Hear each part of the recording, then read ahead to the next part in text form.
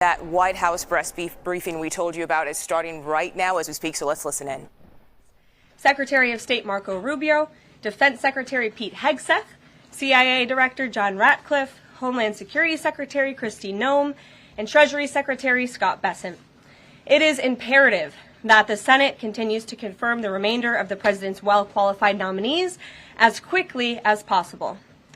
As you have seen during the past week, President Trump is hard at work fulfilling the promises that he made to the American people on the campaign trail.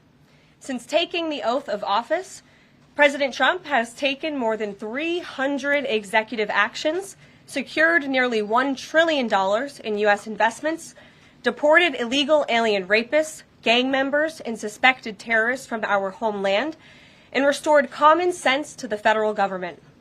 I want to take a moment to go through some of these extraordinary actions. On day one, President Trump declared a national emergency at our southern border to end the 4-year-long invasion of illegal aliens under the previous administration. Additionally, President Trump signed an executive order to end catch and release and finish construction of his effective border wall. By using every lever of his federal power, President Trump has sent a loud and clear message to the entire world. America will no longer tolerate illegal immigration, and this president expects that every nation on this planet will cooperate with the repatriation of their citizens. As proven by this weekend, when President Trump swiftly directed his team to issue harsh and effective sanctions and tariffs on the Colombian government, upon hearing they were denied a U.S. military aircraft full of their own citizens who were deported by this administration. Within hours, the Colombian government agreed to all of President Trump's demands, proving America is once again respected on the world stage. So, to foreign nationals who are thinking about trying to illegally enter the United States, think again. Under this president, you will be detained and you will be deported. Every day, Americans are safer because of the violent criminals that President Trump's administration is removing from our communities. On January 23rd, ICE New York arrested a Turkish national for entry without inspection who is a known or suspected terrorist. On January 23rd, ICE San Francisco arrested a citizen of Mexico unlawfully present in the United States who has been convicted of continuous sexual abuse of a child aged 14 years or younger. ICE St. Paul has arrested a citizen of Honduras who was convicted of fourth-degree criminal sexual conduct with a minor. ICE Buffalo arrested a citizen of Ecuador who has been convicted of rape. ICE Boston arrested a citizen of the Dominican Republic who has a criminal conviction for second-degree murder.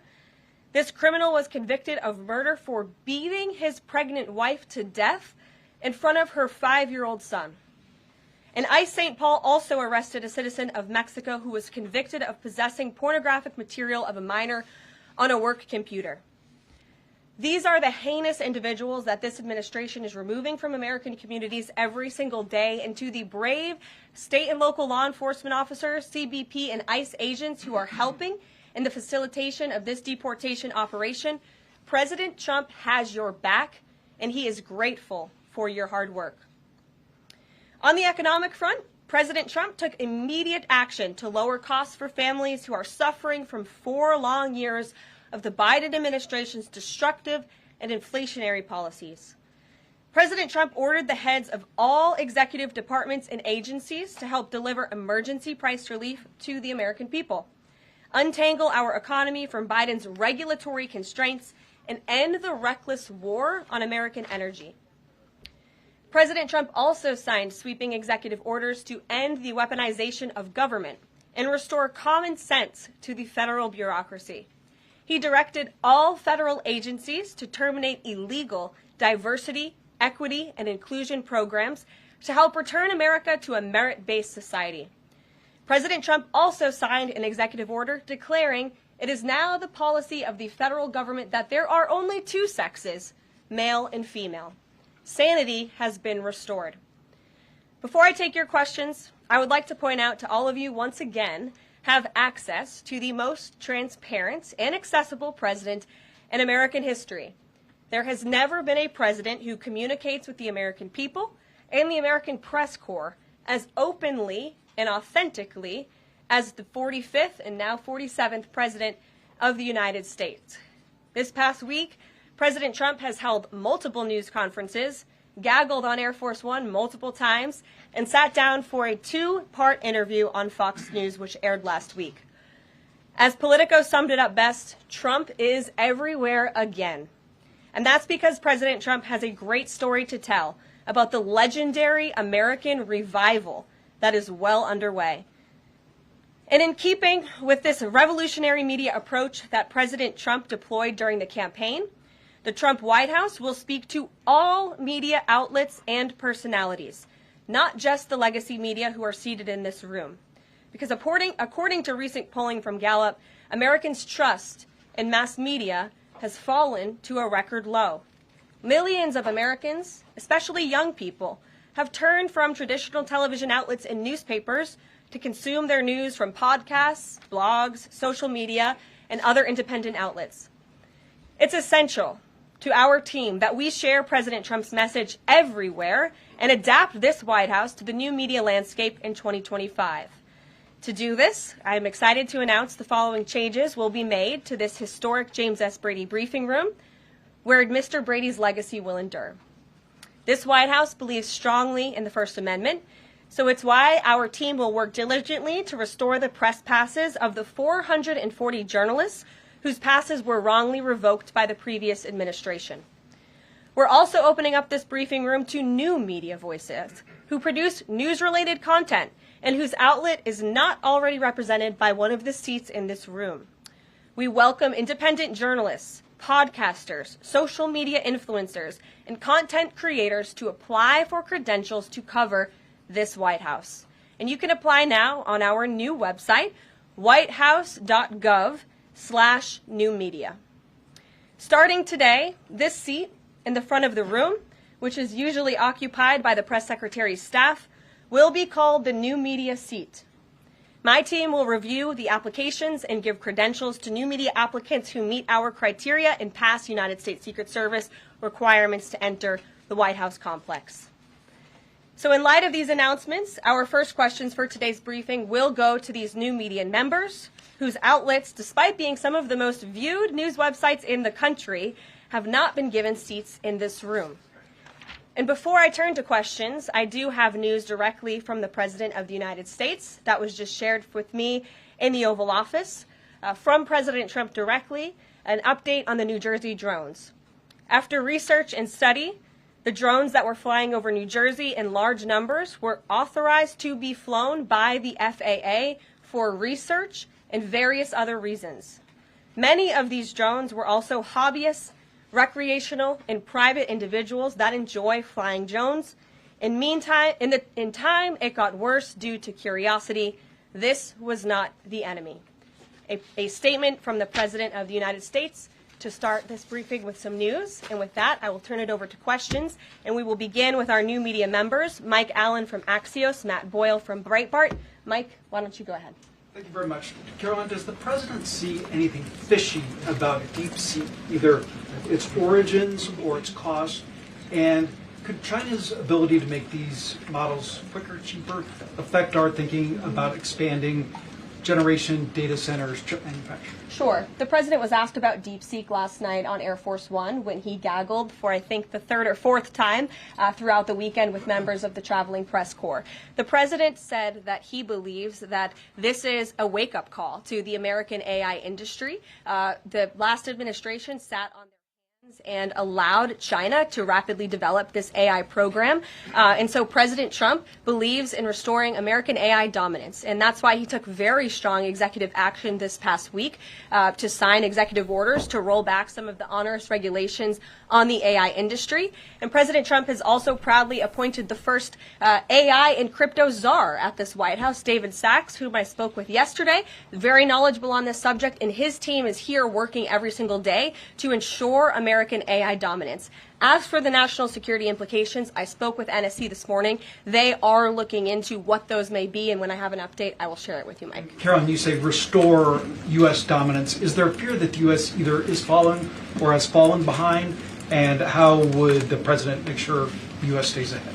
No, the president is confident that we will restore American dominance in AI. Yeah, so Caroline, first of all, thank you to you and President Trump for actually giving voices to new media outlets that represent millions and millions of Americans.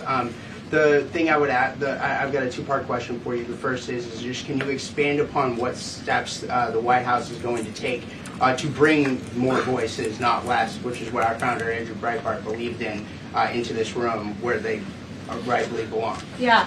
Absolutely. And as I said in my opening statement, Matt, it is a priority of this White House to honor the First Amendment.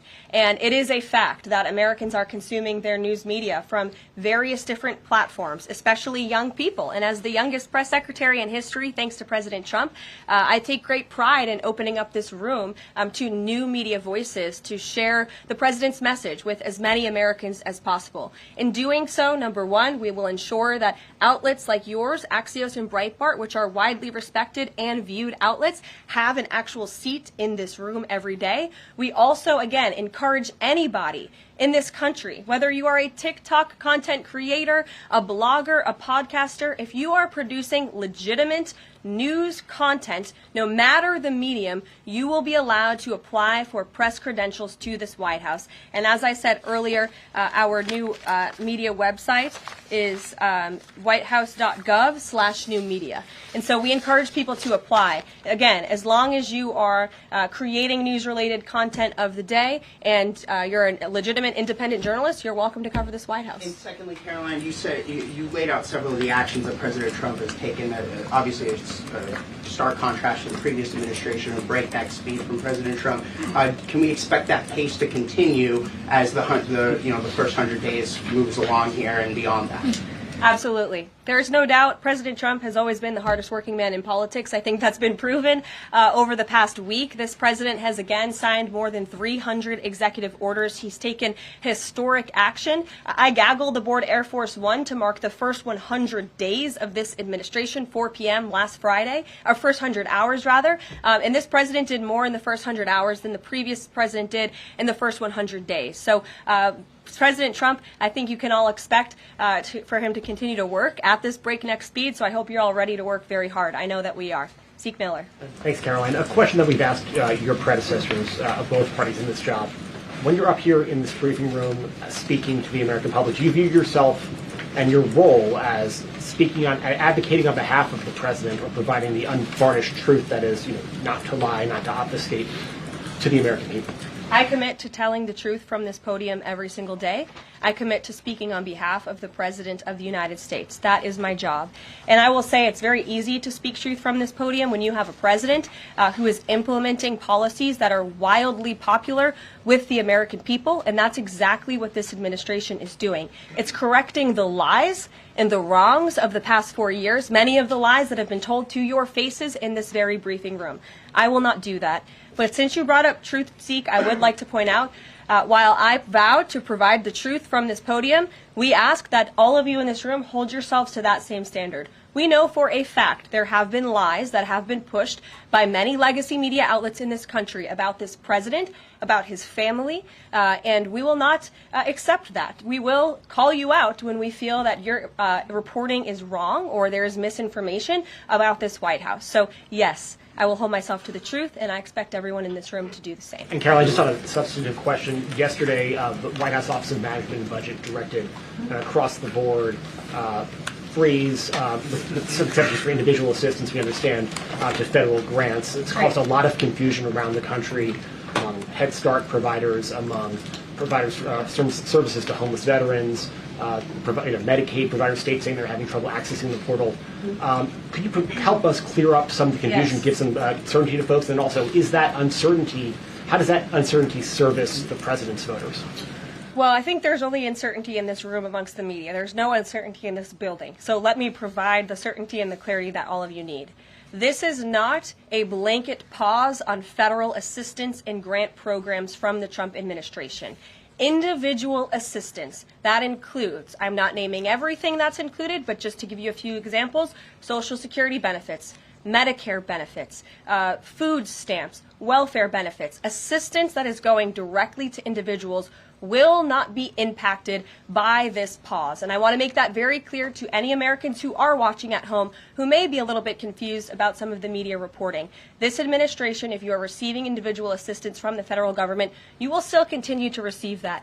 However, it is the responsibility of this president and this administration to be good stewards of taxpayer dollars. That is something that President Trump campaigned on. That's why he has launched DOGE, the Department of Government Efficiency, who is working alongside OMB. And that's why OMB sent out this memo last night, because the president signed an executive order directing OMB to do just this.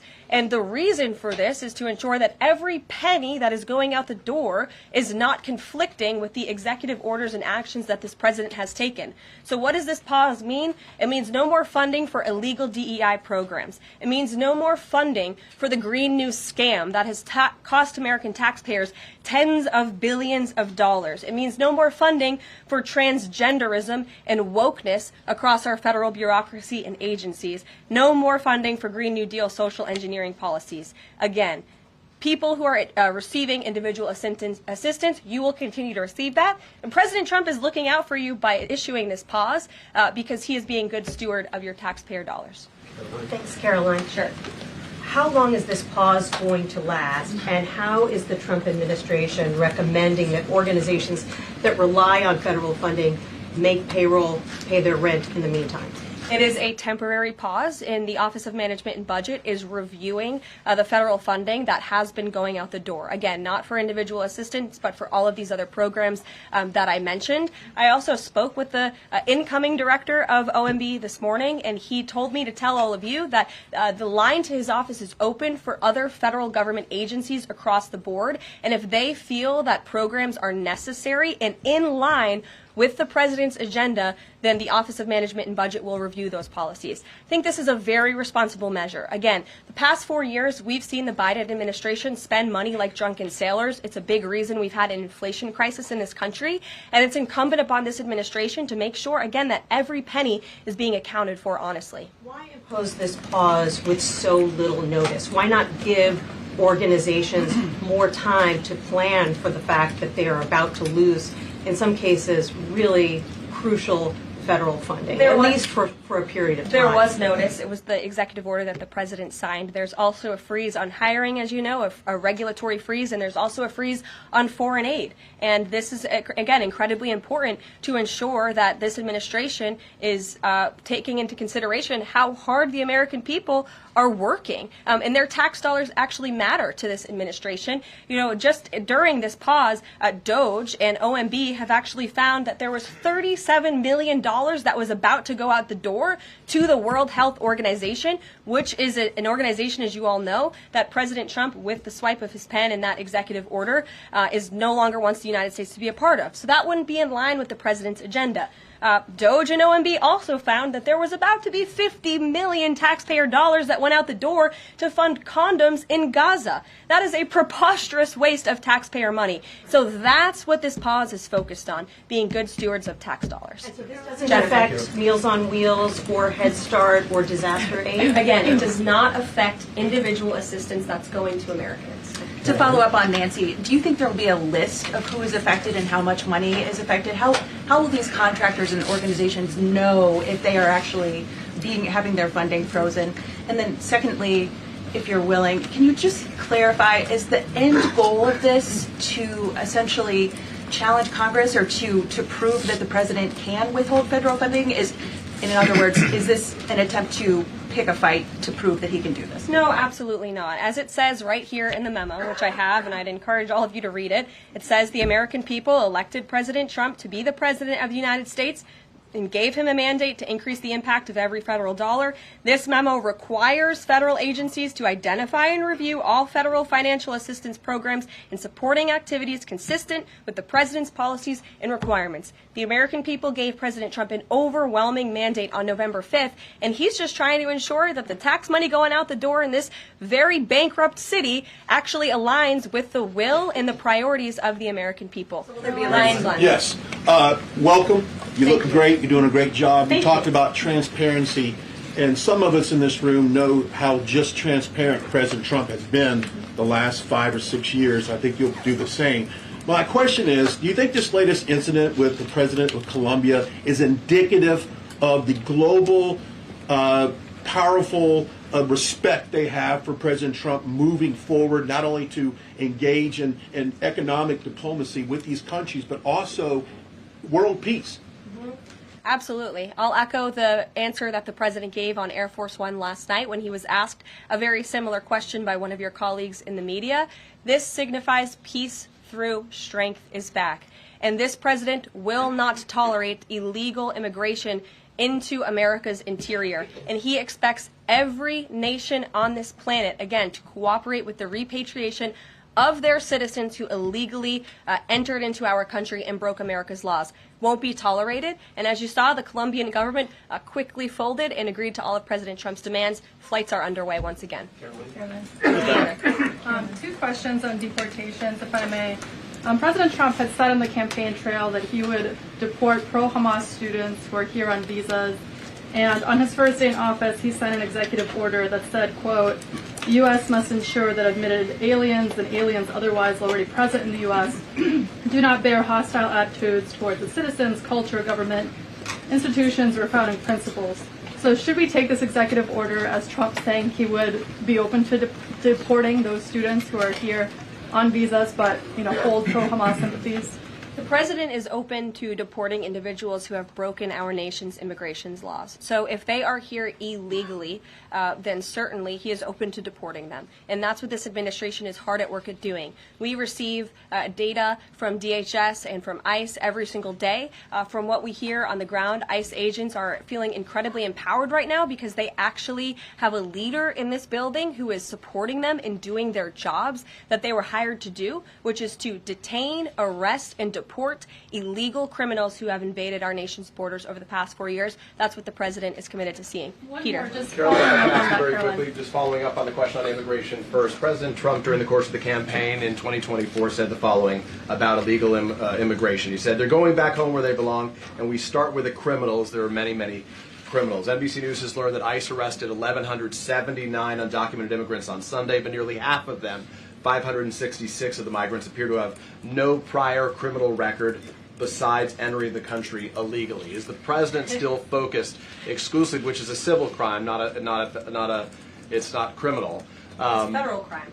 So I'm asking, though, he said he was going to focus on those violent offenders first. So is violent offenders no longer the predicate for these people to be deported? The president has said countless times on the campaign trail, I've been with him at the rallies, I know you've been there covering them too, Peter, that he is focused on launching the largest mass deportation operation in American history of illegal criminals. And if you are an individual, a foreign national, who illegally enters the United States of America, you are, by definition, a criminal. And so therefore, you are subject to deportation. I apologize for interrupting. So to be clear, it's not violent criminals do not receive precedence in terms of the deportations taking place. The president has also said two things can be true at the same time. We want to deport illegal criminals, illegal immigrants from this country, but the president has said that, of course, the illegal criminal drug dealers, the rapists, the murderers, the individuals who have committed heinous acts on the interior of our country and who have terrorized law-abiding American citizens, absolutely, those should be the priority of ICE, but that doesn't mean that the other illegal criminals who entered our nation's borders are off the table. Understood. Then let me ask you a separate question about the confusion that still exists across the country right now as it relates to the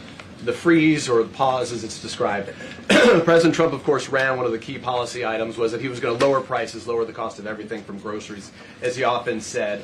But in many of the cases, it would seem that some of these moves could raise prices for real Americans on everything from low-income heating, that program, child care programs. Will nothing that the president's doing here in terms of the freeze in these programs raise prices on ordinary Americans? What particular actions are you referring to that I'm would... referring to LHEAP right now. That's the low-income heating program, for example. We can talk about... There's no clarity, so I could refer to a lot of them. We don't know what they are specifically. Can you tell us that LHEAP is not one of those affected? So you're asking a hypothetical based on programs that you can't even identify. No, I just identified. What I can tell you just to be is clear, since you guys haven't identified, let's do it together just for Americans at home. Medicaid, is that affected? I gave you a list of examples: Social Security, Medicare, welfare benefits, food stamps that will not be impacted by this federal pause. I can get you the full list after this briefing from the Office of Management and Budget. But I do want to address the cost cutting because that's certainly very important, and cutting the cost of living in this country. President Trump has taken historic action over the past week to do that. He actually signed a memorandum to deliver emergency price relief for American families, which took a number of actions. I can walk you through those. He also repealed many onerous Biden administration regulations. We know over the past 4 years, American households has been essentially taxed $55,000 in regulations from the previous administration. President Trump, with the swipe of his pen, rescinded those, which will ultimately put more money back in the pockets of the American people. So deregulation is a big deal. And then when it comes to energy, I mean, the president signed an executive order to declare a national energy emergency here at home, which is going to make America energy dominant. We know that energy is one of the #1 drivers of inflation. And so that's why the president wants to increase our energy supply to bring down costs for Americans. The Trump energy boom is incoming, and Americans can expect that. Thank you. Caroline, I think some of the confusion may be here with this pause on federal funding. You've made it clear you're not stopping funds that go directly to individuals, but there certainly are lots of organizations that receive funding and then may pass along a benefit. Meals on Wheels, for one. They provide meals for over 2.2 million seniors. What is the president's message to Americans out there, many of whom supported him and voted for him, who are concerned that this is going to impact them directly, even if, as you said, the funding isn't coming directly to their wallet? I have now been asked and answered this question 4 times. To individuals at home who receive direct assistance from the federal government, you will not be impacted by this federal freeze. In fact, OMB just sent out a memo to Capitol Hill with Q&A to clarify some of the questions and the answers that all of you are asking me right now. Again, direct assistance will not be impacted. I've been asked and answered about this OMB memo. There's many other topics of the day. Jackie Heinrich. Direct assistance, Caroline, it's going to another organization and then trickling down. Direct assistance that is in the hands of the American people will not be impacted. Again, as I said to Peter, we will continue to provide that list as it comes to fruition. But OMB right now is focused on analyzing the federal government's spending, which is exactly what the American people elected President Trump to do. And one question on immigration, Caroline, on immigration. Of the 3,500 arrests ICE has made so far since President Trump came back into office, can you just tell us the numbers? How many have a criminal record versus those who are just in the country illegally? All of them, because they illegally broke our nation's laws, and therefore they are criminals as far as this administration goes. I know the last administration didn't see it that way, so it's a big culture shift in our nation to view someone who breaks our immigration laws as a criminal, but that's exactly what they are. You may have one going with the worst first. They all have a criminal record? And welcome to the briefing If they broke our nation's laws, yes, they are criminal. Yes. Thank you. On stripping security details for figures like John Bolton, Pompeo, Brian Hook, Senator Tom Cotton said that he's seen the intelligence and the threat from Iran is real for anyone who played a role in the Soleimani strike. He voiced concern it wouldn't just impact those individuals, but potentially their family, innocent bystanders, friends, anyone who's near them when they're out in public. Is the president open to reconsidering his decision? The president was asked and answered this yesterday, and he was firm in his decision despite some of the comments that you had referenced. And he's made it very clear that he does not believe American taxpayers should fund security details for individuals who have served in the government for the rest of their lives. And there's nothing stopping these individuals that you mentioned from obtaining private security. That's where the president stands on it. I have no updates on that. Is there any concern that this decision might jeopardize the administration's ability to hire the best advisors for these kinds of positions in the future? No, in fact, I've talked to the Presidential Personnel Office, who has told me directly that there is such an influx of resumes for this administration that it's incredibly overwhelming. There is no lack of talent for the Trump administration. Reagan, would he take any responsibility if anything happened to these people? Would he feel at all that his decision was a factor in that? The president was asked and answered this yesterday. I defer you to his comments. Caroline. Reagan, since you're in the back row, I hear you, the back row hasn't gotten much attention in the last 4 years, so I'm happy to answer your question. And I can project. Does the president intend to permanently cut off funding to NGOs that are bringing illegal foreign nationals to the country, such as Catholic charities? I am actually quite certain that the president signed an executive order that did just that, and I can point you to that. More, Caroline. President Trump issued an executive order on increased vetting for refugees in visa applications. Part of that order was considering an outright ban for countries that have deficient screening processes. Has the president considered yet which countries might fall into this category? Are countries like Afghanistan or Syria under consideration for a full ban? Yeah, so the president signed an executive order to streamline the vetting for visa applicants and for illegal immigrants in this country who are coming, of course, from other nations. It also directed the Secretary of State to review the process and make sure that other countries around the world are being completely transparent with our nation and the individuals that they are sending here. And so the Secretary of State has been directed to report back to the president. I haven't seen that report yet. We've only been here for a few days. One, on the freeze in federal funding, who advised the president on the legality of telling government agencies that they don't have to spend money that was already appropriated by Congress? Well, as the OMB memo states, this is certainly within the confines of the law. So White House counsel's office believes that this is within the president's power to do it, and therefore he's doing it. Okay, so they disagree with lawmakers who say that they don't have the power to freeze this funding. Again, I would point you to the language in the memo that clearly states this is within the law. And on what happened on Friday night, the administration fired several inspectors general without giving Congress the 30-day legally required notification that they were being fired. I think only 2 were left at DHS and the DOJ. And then yesterday we saw several prosecutors, I believe 12, fired from the Justice Department who worked on the investigations into the president. As you know, they are career prosecutors, therefore they are afforded civil service protections. How is the administration deciding which laws to follow and which ones to ignore? So it is the belief of this White House and the White House counsel's office that the president was within his executive authority to do that. He is the executive of the executive branch, and therefore he has the power to fire anyone within the executive branch that he wishes to. There's also a case that went before the Supreme Court in 2020, Scala Law LLC versus the Customs, Bureau Protection. I would advise you to look at that case, and that's the legality that this White House is resting on. So you're confident that if they bring lawsuits against you, the prosecutors who were fired, that they will succeed? We will win in court. And yes. Did he personally direct this, given they worked on the classified documents investigation and the election interference investigation? This was a memo that went out by the Presidential Personnel Office, and the president is the leader of this White House. So yes. Yes. Caroline. Caroline? Thank you.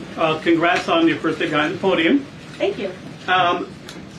President Trump ended funding for UNRWA and also designated the Houthis a foreign terrorist organization. That's right. Both were decisions that the previous administration had reversed. So here's my question. Will there be an investigation into who gave the previous administration this terrible advice?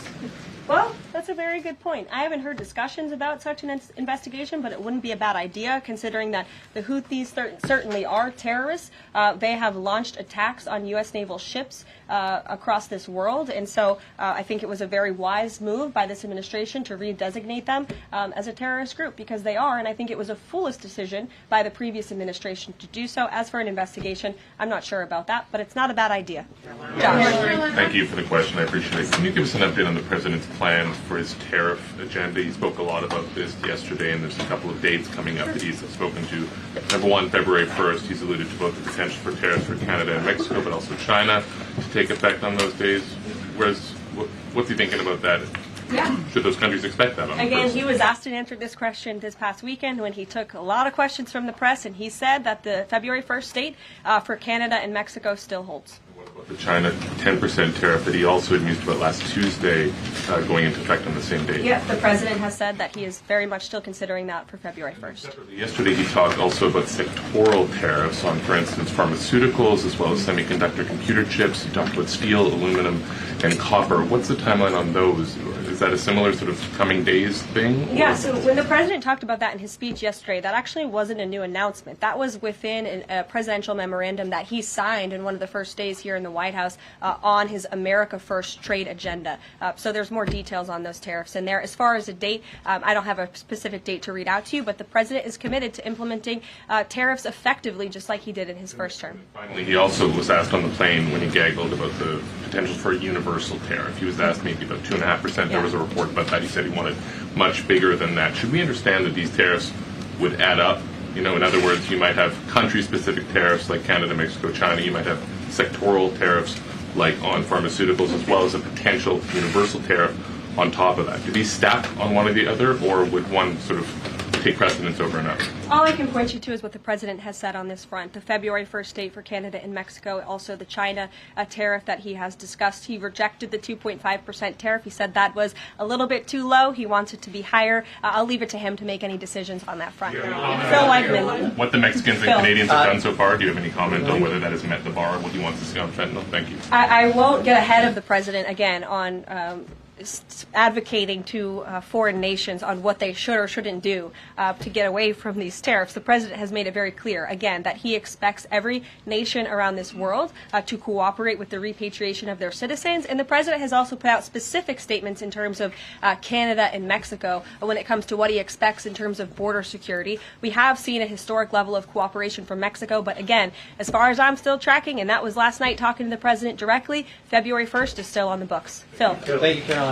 Quick programming note and then a question on taxes. Well, in terms of programming, should we expect to see you here every day? How frequently will these press briefings be? It is a good question, April. So, look, the president, as you know, is incredibly accessible. First day here, he wanted all of you in the Oval Office. You got a 60-minute press conference with the leader of the free world while he was simultaneously signing executive orders. I may add that's pretty impressive. I don't think the previous office holder would be able to pull such a thing off. So, look, the president is the best spokesperson that this White House has, and I can assure you that you will be hearing from both him and me as much as possible. And then a question about tax cuts. The president has promised to extend the tax cuts from the previous term. I'm curious, does the president support corresponding spending cuts, as some Republicans have called for in Congress? And will the new Treasury Secretary be leading those negotiations with the Hill, as Mnuchin did during the first administration? The president is committed to both tax cuts and spending cuts, and he has a great team negotiating on his behalf, but there's no better negotiator than Donald Trump, and I'm sure he'll be involved in this reconciliation process as it moves forward. Caroline, in the announcement that you made last night on the Iron Dome, it said the president had directed that the United States will build this Iron Dome. Yeah. When you read into the executive order, it seemed short of that. It asked for a series of studies and reports back to him. Can you tell us whether the president has directed this? And if he is as concerned on this issue, why the suspensions that we saw listed by OMB included so many different nuclear programs, non-proliferation programs, programs to blend down nuclear weapons, and so forth? First of all, when it comes to the Iron Dome, the executive order directed the implementation of an Iron Dome. It also, as you said, kind of directed research and studies to see if or how the United States can go about doing this, particularly the Department of Defense. When it comes to the other question that you asked about those specific programs, again, I would say this is not a ban. This is a temporary pause and a freeze to ensure that all of the money going out from Washington, D.C. is aligned with the president's agenda. And as the Office of Management and Budget has updates on what will be kickstarted once again, I will provide those to you. Just to clarify for a sec what you were saying before on Medicaid. It wasn't clear to me whether you were saying that no Medicaid would be cut off. Obviously, a lot of this goes to states before it goes to individuals and so forth. So are you guaranteeing here that no individual now on Medicaid would see a cutoff because of the pause? I'll check back on that and get back to you. John. Thanks a lot, Caroline. As you know, in the first week that the president was in office, signed an executive order as it relates to birthright citizenship, trying to eliminate that. Now, 22 state attorney generals have said that this is unconstitutional. A federal judge has just agreed with their argument. What's the administration's argument for doing away with birthright citizenship? The folks that you mentioned have a right to have that legal opinion, but it is in disagreement with the legal opinion of this administration. This administration believes that birthright citizenship is unconstitutional, and that is why President Trump signed that executive order. Illegal immigrants who come to this country and have a child are not subject to the laws of this jurisdiction. That's the opinion of this administration.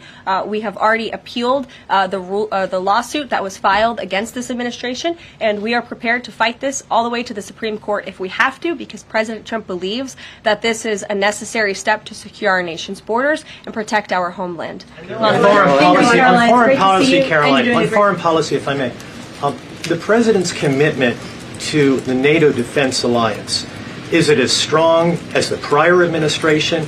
Is it the same as when he served as president in his first term in office? As long as NATO pays their fair share, and President Trump has called on NATO allies to increase their defense spending to 5%. You actually saw the head of NATO at Davos last week on Bloomberg television saying that President Trump is right, and if Europe wants to keep itself safe, they should increase their defense spending. I would just add that there was no greater ally to our European allies than President Trump in his first term. The world for all nations in Europe, and of course here at home, was much safer because of President Trump's peace through strength diplomatic approach. Monica. Thank you, Caroline, and it's great to finally be called on as well in the briefing room. I appreciate that. You're welcome. Of course, we know President Trump just got back from North Carolina and California meeting with victims of natural disasters. There's the 2-year anniversary of the East Palestine, Ohio toxic train derailment. Does the President have any plans to go visit the victims of that toxic spill or just visit in general? No plans that I can read out for you here. If that changes, I will certainly keep you posted. What I can tell you is that President Trump still talks about his visit to East Palestine, Ohio. That was one of the turning points, I would say, in the previous election campaign, where Americans were reminded that President Trump is a man of the people, and he, as a candidate, visited that town that was just derailed by the train derailment, no pun intended, and he offered support and hope, just like I saw the president do this past week. It was a purposeful decision by this president on his first domestic trip to go to North Carolina and to California to visit with Americans who were impacted by Hurricane Helene and also by the deadly fires. A red state and a blue state, both of which feel forgotten by the previous administration and the federal government. That is now ended under President Trump. He will continue to put Americans first, whether they're in East Palestine, in Pacific Palisades, or in North Carolina. Thank you, Caroline. On California, could you please clarify what the military did with the water last night as referenced in the President's Truth Social post? The water has been turned back on in California, and this comes just days after President Trump visited Pacific Palisades, and as you all saw, applied tremendous pressure on state and local officials in Pacific Palisades, including Los Angeles Mayor Karen Bass, to turn on the water and to direct that water to places in the south and in the middle of the state that have been incredibly dry, which has led to the expansion, the rapid expansion of these fires. So could you clarify what the military's role was, where the water came from, and how it got there? Again, the Army Corps of Engineers has been on the ground in California to respond to the devastation from these wildfires, and I would point out that just days after President Trump visited the devastation from these fires, the water was turned on. That is because of the pressure campaign he put on state and local officials there who clearly lack all common sense. And I will never forget being at that roundtable with the president last week and hearing the frustration in the voices of Pacific Palisades residents who feel as though their government has just gone insane. Before President Trump showed up on the scene, Karen Bass was telling private property owners that they would have to wait 18 months to access their private property. So this administration, the president and his team that's on the ground in California, Rick Grinnell, who he has designated to oversee this great crisis, it will continue to put pressure on Karen Bass and state and local officials to allow residents to access their properties. This is a huge part of it. These residents want to take part in their own clearing out of their properties. They should be able to do that. It's the United States of America. What happened to our freedom? Clearly it's gone in California, but not anymore under President Trump. April. Caroline, welcome to the briefing room. Thank you. Several questions. One on the pause. Will minority-serving institutions, preferably colleges and universities, have those monies held back temporarily at this moment? Again, I have not seen the entire list because this memo was just sent out. So I will provide you all with updates as we receive them, okay? Also, secondly, when it comes to immigration, there is this southern border focus. What happens to those who've overstayed their visas? That is part of the broken immigration system. In 2023, there was a report by the Biden administration, the Homeland Security Department, that said overstays of visas were 3 times more than usual. Will there be a focus on the overstays for visas as well? If an individual is overstaying their visa, they are therefore an illegal immigrant residing in this country, and they are subject to deportation. And also, yes. Lastly, as we're dealing with anti-DEI, anti-woke efforts, we understand this administration is thinking about celebrating Black History Month. Have you got any word on that? Anything that you can offer to us? As far as I know, this White House certainly still intends to celebrate, and we will continue to celebrate American history and the contributions that all Americans, regardless of race, religion, or creed, have made to our great country, and America is back. Christian Dayton. Thanks, Caroline. Just real quick, you mentioned the inflation executive order the president signed, but egg prices have skyrocketed since President Trump took office, so what specifically is he doing to lower those costs for Americans? Really glad you brought this up, because there is a lot of reporting out there that is putting the onus on this White House for the increased cost of eggs. I would like to point out to each and every one of you that in 2024, when Joe Biden was in the Oval Office, or upstairs in the residence sleeping, I'm not so sure, egg prices increased 65% in this country. We also have seen the cost of everything, not just eggs. Bacon, groceries, gasoline have increased because of the inflationary policies of the last administration. As far as the egg shortage, what's also contributing to that is that the Biden administration in the Department of Agriculture directed the mass killing of more than 100 million chickens, which has led to a lack of chicken supply in this country, therefore a lack of egg supply, which is leading to the shortage. So I will leave you with this point. This is an example of why it's so incredibly important that the Senate moves swiftly to confirm all of President Trump's nominees, including his nominee for the United States Department of Agriculture, Brooke Rollins, who is already speaking with Kevin Hassett, who's leading the economic team here at the White House, on how we can address the egg shortage in this country. As for costs, I laid out the plethora of ways that President Trump has addressed saving costs for the American people over the past week. He looks forward to continuing to doing that in the days ahead. Thank you, guys. One more border question. Are Medicaid portals down in all 50